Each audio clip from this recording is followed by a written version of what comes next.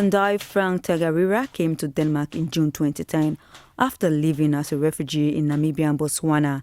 I can say I cashed a check of freedom of speech, and apparently the Bank of Democracy was bankrupt. He fled Zimbabwe because of the repressive social, economic and political environment inflicted by the country's president, Robert Mugabe, a man many consider a dictator.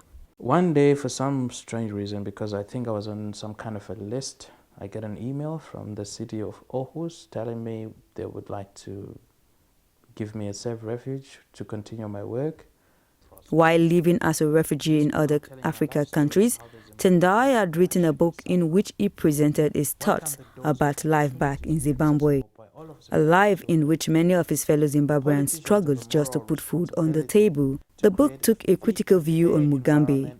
The Zimbabwean intelligence agency got hold of the book, and Tendai soon found himself a haunted man fearing for his life. And a few days later, my apartment got really ransacked. When I say ransacked, nothing was stolen apart from my manuscripts, which I was working on, my passport and everything. Tendai was later involved in a motorbike accident and was injured. The mechanic told him that someone had tampered with the brakes. These, among other things, finally made Tendai decide to go to Denmark and accept the offer to become a freelance writer.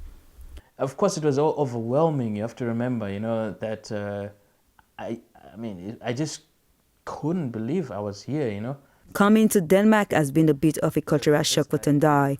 He likes living here, enjoys the freedom of speech, and uses it to continue his political fight through words to get Robert Mugabe removed from power. But while in Denmark, Tendai has taken up a new struggle. He feels that the immigrants in his new country of residence have been mistreated. This makes it hard for him to keep his voice down. Look, where I come from, there's very little Muslims down there. I don't know much about Islam, but I'm a human being, and I see the way they talk about these other human beings from this part of the world, and I disagree with it completely. When Tendai's stay here in Denmark ends after a little more than a year, he does not know where he will end up, and this does not worry him at all. But he has one hope for the future. Hopefully in 10 years, my hope is that I will be in my country.